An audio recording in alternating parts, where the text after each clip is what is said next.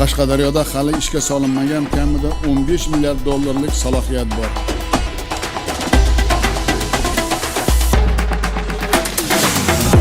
Qarshidagi televizor ishlab chiqarish jarayoni bilan tanishib, juda xursand bo'ldim.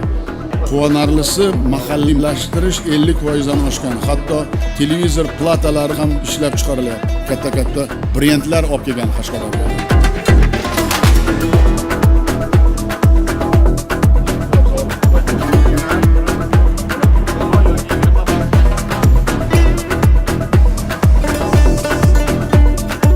Tibbiyotda islohot qilyapmiz. Mana Qashqadaryo farzandi shuncha investor olib kelyapti. O'zini ko'rdim. Professor aytayapti, janob prezident, bu o'zi sun'iy intellektlik deydi. Yurakni ko'rib 1 yil, 2 yil, 10 yil qancha darmoni bor yurakda aytib beradi. Ta'lim bilan tibbiyotdan rozi bo'lish kerak odamlar.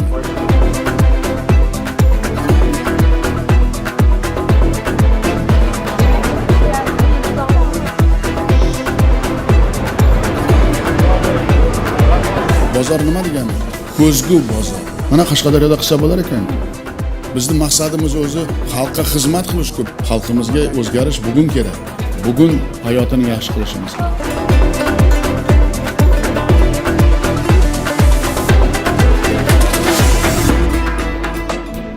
Hozir tadbirkorlar juda oldinlab ketgan. Qisqa davrda Mirakining o'zida 180 million dollarlik 200 dan ortiq loyiha ishga tushirildi. Yiliga 1 million sayyohni bemalol qabul qilsa bo'ladi.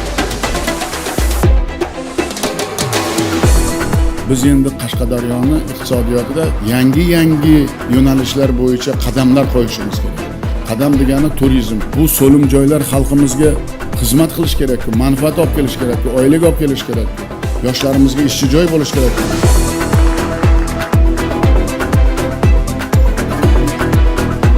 Shahrisabz Yakkabog' Ko'kdalada ishga tushgan yangi loyihalar islohotlar shtabiga tayyor andoza.